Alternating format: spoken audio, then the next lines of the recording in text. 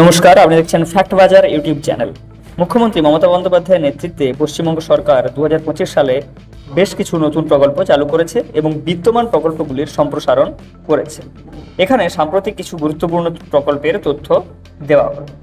প্রথমত, আমাদের পাড়া আমাদের সমাধান, APAS।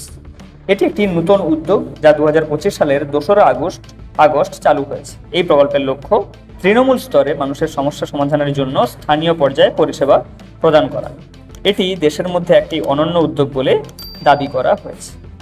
দ্বিতীয়ত, কৃষক বন্ধুর নতুন প্রকল্প। 2025 সালের খারিফ মৌসুমের জন্য এই প্রকল্পে কৃষক এবং বর্গাদারদের আর্থিক সহায়তা দেওয়া হচ্ছে। প্রতি একর জমির জন্য বছরে 2 কিস্তিতে 10,000 টাকা সহায়তা প্রদান করা হয়। কম জমির মালিকদের জন্য আনুপাতিক হারে সহায়তা দেওয়া হয়, অর্থাৎ সেখানে 2,000 টাকা করে দেওয়া হয়। তৃতীয়ত, লক্ষ্মীর ভাণ্ডার প্রকল্পের সম্প্রসারণ করা হয়েছে। 2024 সালের ডিসেম্বর থেকে আরও 5,07,000 মহিলাকে এই প্রকল্পের আওতায় আনা হয়েছে। এর ফলে মোট 2,21,00,000 মহিলা এই প্রকল্পের সুবিধা পাচ্ছেন।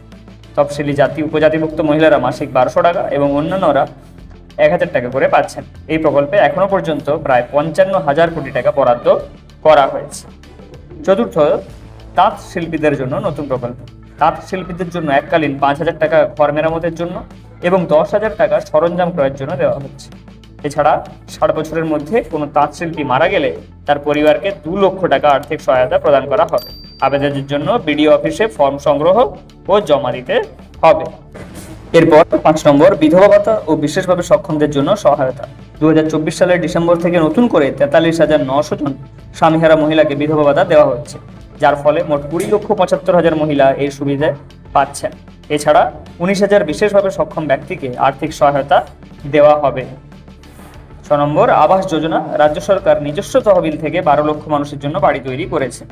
2024 সালের 15 থেকে 30 ডিসেম্বরের মধ্যে প্রথম কিস্তির টাকা ব্যাংক অ্যাকাউন্টে জমা হবে। বাকি 24 লক্ষ উপভোক্তার জন্য পর্যায়ক্রমে টাকা দেওয়া হবে। এরপর 7 নম্বর, শিল্প সমন্বয় কমিটি। 2025 সালের বেঙ্গল গ্লোবাল বিজনেস সামিটে মুখ্যমন্ত্রী state level industry synergy committee গঠনের ঘোষণা করেছেন। এই কমিটি শিল্প স্থাপনের জন্য বিভিন্ন দপ্তরের মধ্যে সমন্বয় স্থাপন করবে এবং ছাড়পত্র প্রক্রিয়া দ্রুত করবে। অর্থাৎ পশ্চিমবঙ্গে বর্তমানে যে সমস্যাটি সর্বাধিক, অর্থাৎ শিল্প স্থাপন, সেটি নিয়ে শিল্প সমন্বয় কমিটি গঠন করা হয়েছে।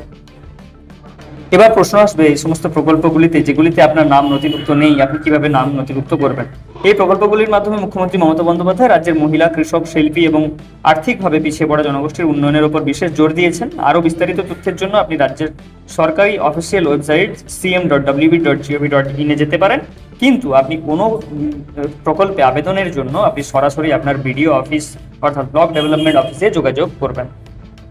ভিডিওর বিষয়ে কোনো তথ্য জানার থাকলে বা কোনো প্রশ্ন থাকলে আপনি অবশ্যই কমেন্ট করে জানান, আমরা তার দ্রুত উত্তর দেওয়ার চেষ্টা করব। দেখা হচ্ছে পরের ভিডিওতে। ততক্ষণ পর্যন্ত ভালো থাকুন এবং এই ধরনের প্রতিনিয়ত তথ্যমূলক ভিডিও পাওয়ার জন্য আমাদের চ্যানেলকে সাবস্ক্রাইব করে রাখতে ভুলবেন না।